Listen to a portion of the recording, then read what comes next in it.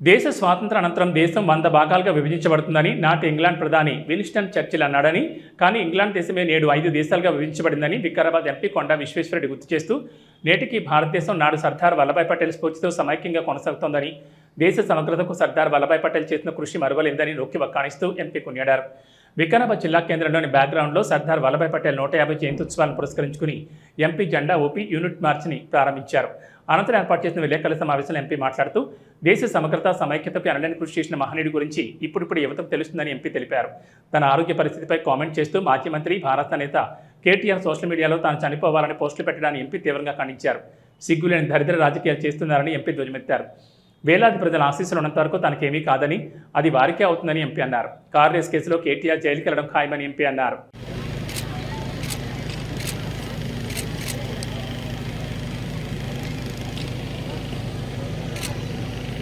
ఉన్నటువంటి శ్రీ మధుసూదనాచార్య గారిని వేదికను అలంకరించవలసిందిగా కోరుతున్నాను.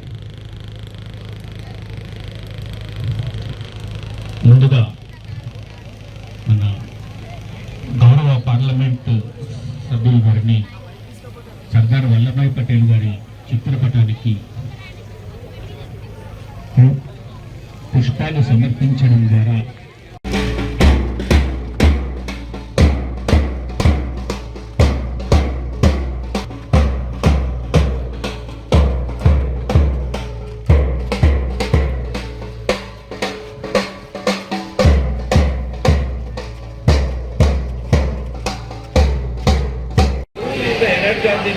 and the power of youth has an important contribution in the development of society and country. Therefore it is important that the minimum number of youth join drug free India. Accepting the challenge of the country, today we unite under Nasha Mukt Bharat Abhiyan and take the pledge that not only the community,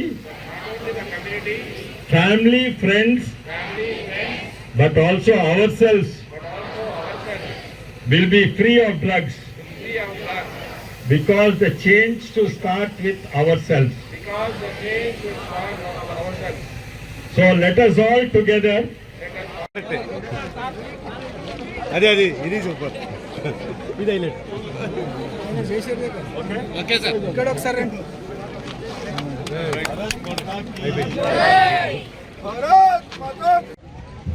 నేను ఈరోజు operation అయినాక మొట్టమొదటి దినము బయటకు వస్తున్నా. అది direct Vikarabad జిల్లాకు ప్రత్యేకంగా ఈ ప్రోగ్రాం నేను తప్పక రావాలని. అంటే సర్దార్ వల్లభాయ్ పటేల్ 150 జన్మదిన సందర్భంగా కేంద్ర ప్రభుత్వము రాష్ట్ర ప్రభుత్వము కలిసి ఒక యూనిటీ మార్చ్ అని పెట్టింది. ఎందుకంటే ఇవాళ రేపు యువకులకు గాంధీ నెహ్రూ మీద చాలా అవగాహన ఉంది, కానీ సర్దార్ పటేల్ గారి గురించి కొంచెం తక్కువ ఉన్నది. ఇప్పుడు నిజమైన గుర్తింపు దొరుకుతున్నది సర్దార్ పటేల్ వారి స్ఫూర్తి, వారి ఆలోచన, వారి పోరాటం మీద నిజమైన అవగాహన ఇప్పుడు దొరుకుతుంది. తను ఉన్నది భారతదేశం ఐక్యత కొరకు. ఆ రోజు ఎన్నో సామ్రాజ్యాలు ఉండేది, రాజులు ఉండేది, సుల్తాన్లు, నవాబులు ఉండేది. ఈ చిన్న చిన్న రాష్ట్రాలు, రాజ్యాలను కలిపింది సర్దార్ పటేలే. ఆ రోజు ఇంకోటి గుర్తించాలి ఏంటంటే, స్వాతంత్రం వచ్చినప్పుడు ఆ ఇంగ్లాండ్ నాయకుడు, తర్వాత ఇంగ్లాండ్ ప్రధానమంత్రి విన్స్టన్ చర్చిల్ గారు ఏమన్నాడంటే, భారతదేశంకి ఇప్పుడు స్వాతంత్రం వచ్చింది కానీ 5 ఏళ్లలో 100 భాగాలు అయిపోతాయి, ఎక్కడిదక్కడ చిన్న చిన్న రాష్ట్రాలు అయిపోతాయి, చిన్న చిన్న రాజ్యాలు అయిపోతాయి. 5 ఏళ్ల కంటే ఎక్కువ ఉంది భారతదేశం. కానీ ఈరోజు చూస్తే కాశ్మీర్ మొత్తము మన దేశంలో కలిసిపోయింది. 2 రాజ్యాంగాలు ఉన్న దేశం ఒకటే రాజ్యాంగం కింద కాశ్మీర్ కూడా కలిసిపోయింది. ఇక్కడ మన ఐక్యత పెరుగుతుంటే అక్కడ ఇంగ్లాండ్ 5 భాగాలు అవుతున్నాయి.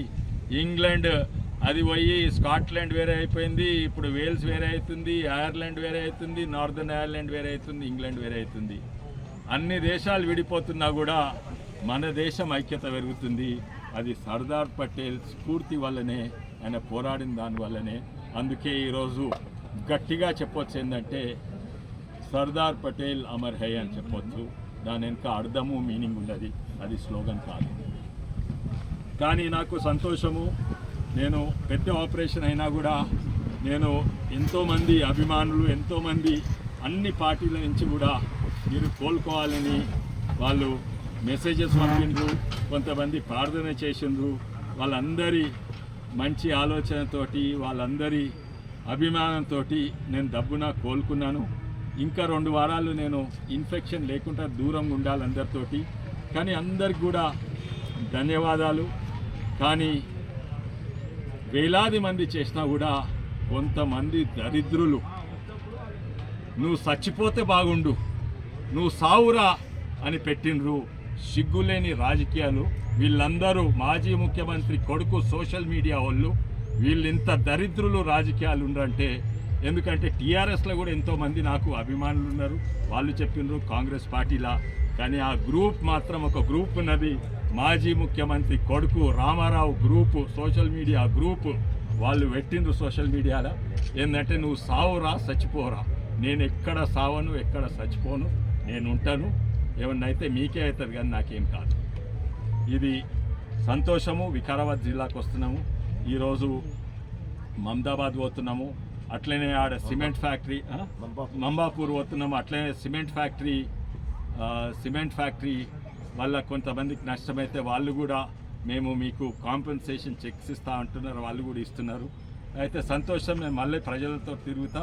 కానీ డాక్టర్ చెప్పింది ఏంటంటే ఎక్కువ తిరగకండి, తిరిగినా కూడా రూమ్ లోపల కలవకండి, బయట దూరం ఉండండి.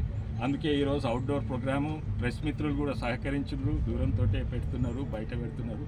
అందరు కూడా మళ్ళీ నేను ఆరోగ్యపరంగా నేను 5 ఏళ్ళు తక్కువైనా ఇంకా వయసు పెరిగింది అనుకుంటున్నాను. ఎందుకంటే ఇప్పటి వరకు నాకు గుండెల లీక్ ఉండే, అది మొత్తం బంద్ అయింది. యాక్టివిటీ పెంచుతాను ఇప్పటిసంది. అండ్ ప్రజలకు అందుబాటులో ఉంటా, ప్రజలతోటి ఎక్కువ తిరుగుతా. ఇప్పుడు పార్లమెంట్ 1వ